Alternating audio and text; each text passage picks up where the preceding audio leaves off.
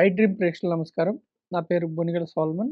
నేను mutual funds, EMS, gift city, AIF డిస్ట్రిబ్యూటర్‌ని. Friends, ఈరోజు మనకు ఎన్ఆర్ఐస్ ఏ విధమైన ఇన్వెస్ట్‌మెంట్స్ చేయొచ్చు చూద్దాం. ఎన్ఆర్ఐస్ ఏ విధంగా చేయాలో కూడా ఇన్వెస్ట్‌మెంట్ చూద్దాం. ఇప్పుడు చూడండి, నాన్ రెసిడెంట్ ఇండియన్స్ అంటే మనకు భారతదేశంలో ఎవరైతే ప్రిసీడింగ్ ఇయర్‌లో 182 డేస్ మన దగ్గర ఉండరో వాళ్ళు ఎన్ఆర్ఐ కింద పిలువబడతారు. ఇంకా కొన్ని ఇన్‌కమ్ టాక్స్ యాక్ట్ ప్రకారం ఇంకా కొన్ని డెఫినిషన్స్ కూడా ఉన్నాయి. సో, 182 డేస్ మన దగ్గర ఇండియాలో నివసించని వారు, బయ బయట దేశాల్లో ఉంటున్న వారు ఎన్ఆర్ఐస్ కింద వీళ్ళు ఎన్ఆర్ఐస్ ఏ విధంగా ఇన్వెస్ట్ చేసుకోవచ్చు? చూడండి, ఎన్ఆర్ఐలు ఇన్వెస్ట్ చేసేటప్పుడు ఫస్ట్ థింగ్ గుర్తుంచుకోవాల్సింది ఏమిటంటే, ఎన్ఆర్ఐలు రెసిడెంట్ ఇండియన్ కింద స్టేటస్ ఉండటానికి వీలు లేదు. అది ఫెమా ఉల్లంఘన కింద వస్తుంది. ఎన్ఆర్ఐస్ ఎన్ఆర్ఐ స్టేటస్‌లోనే ఉండాలి. ఎన్ఆర్ఐ స్టేటస్ ఉన్నప్పుడు వాళ్ళు ఎన్ఆర్ఓ అకౌంట్ తీసుకోవచ్చు, ఎన్ఆర్ఈ అకౌంట్ తీసుకోవచ్చు, ఎఫ్‌సిఎన్ఆర్ అకౌంట్ కూడా తీసుకోవచ్చు. ఎన్ఆర్ఓ అకౌంట్ ఏమిటి? నాన్ రీపాట్రియేషన్ బేస్, అంటే కొంతవరకు రీపాట్రియేషన్ చేసుకోవచ్చు. ఎన్ఆర్ఈ అయితే రీపాట్రియేషన్ బేస్, అంటే వాళ్ళ దగ్గరికి వెనక్కి వాళ్ళు ఉండే దేశానికి డబ్బులు వెనక్కి తీసుకోవచ్చు వాళ్ళ కరెన్సీలో. దాన్ని రీపాట్రియేషన్ బేస్ అంటారు. ఎఫ్‌సిఎన్ఆర్ కూడా అంతే. అయితే ఇప్పుడు ఏమిటంటే మనకి ఎన్ఆర్ఐలు కంపల్సరీగా రెసిడెంట్ ఇండియన్ స్టేటస్ ఉండకూడదు. రెసిడెంట్ ఇండియన్ స్టేటస్ ఉంటే ఫెమా ఉల్లంఘన కిందకు వస్తుంది. ఓకేనండి. సుమారుగా 1973లో ఫెరా యాక్ట్, అంటే ఫారిన్ ఎక్స్చేంజ్ రెగ్యులేషన్ యాక్ట్ ఉంది. దాన్ని రద్దు చేసి 1993లో ఫారిన్ ఎక్స్చేంజ్ మేనేజ్మెంట్ యాక్ట్ వచ్చింది.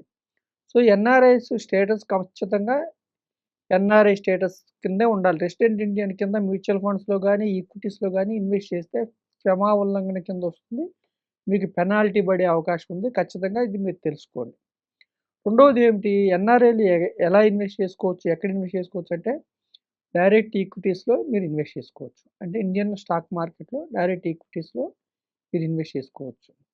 అంటే పీఏఎస్ స్కీమ్ కింద కావచ్చు, నాన్ పీఏఎస్ స్కీమ్ కింద కావచ్చు. పీఏఎస్ అంటే ఏంటి? Portfolio investment scheme. నాన్ పీఏఎస్ కింద కూడా కావచ్చు. అంటే ఎన్ఆర్ఓ ఆర్ ఎన్ఆర్ఈ అకౌంట్స్ ద్వారా మీరు డైరెక్ట్ ఈక్విటీస్‌లో మీరు ఇన్వెస్ట్ చేసుకోవచ్చు. లేదంటే మ్యూచువల్ ఫండ్స్‌లో కూడా మీరు ఇన్వెస్ట్ చేసుకోవచ్చు ఎన్ఆర్ఐలు.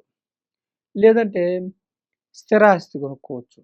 అంటే స్థిరాస్తి కొనుక్కునే దగ్గర కొన్ని చోట్ల రిస్ట్రిక్షన్స్ ఉంటాయి. ఏవి కొనాలి, ఏవి అమ్మకూడదు అన్నది నేను చెప్తాను. స్థిరాస్తి కూడా మీరు కొనుక్కోవచ్చు.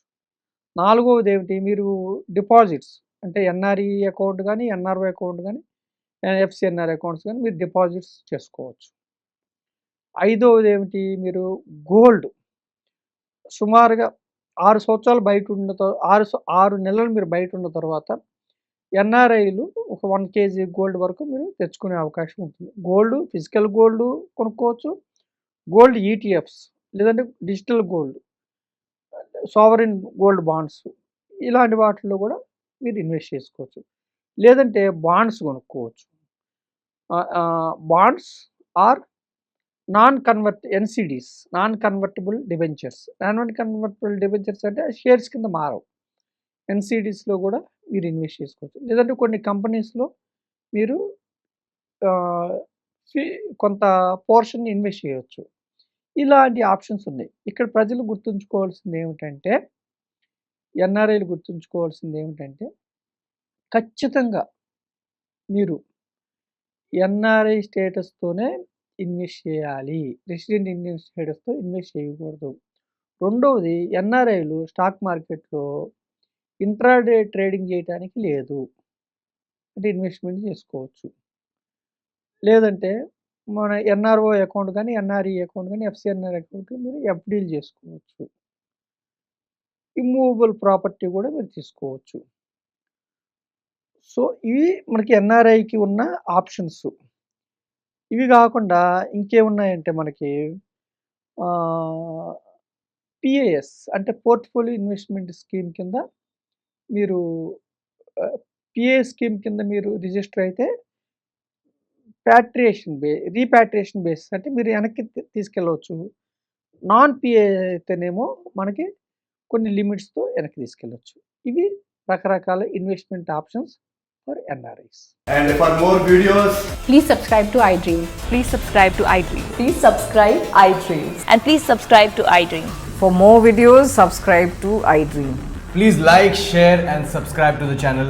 Congratulations, iDream. Subscribe to iDream. Subscribe to iDream. so subscribe to iDream Media. iDream team అందరికి huge congratulations. Please subscribe iDream Media. Please subscribe to iDream. Subscribe iDream. Please subscribe to iDream. iDream అంటే నా కళల ఛానల్ను subscribe చేసుకున్న నోరు తిరుగుతలేదు, మీరైతే గంట గుర్తు కొట్టండి. For more such videos, please subscribe to iDream.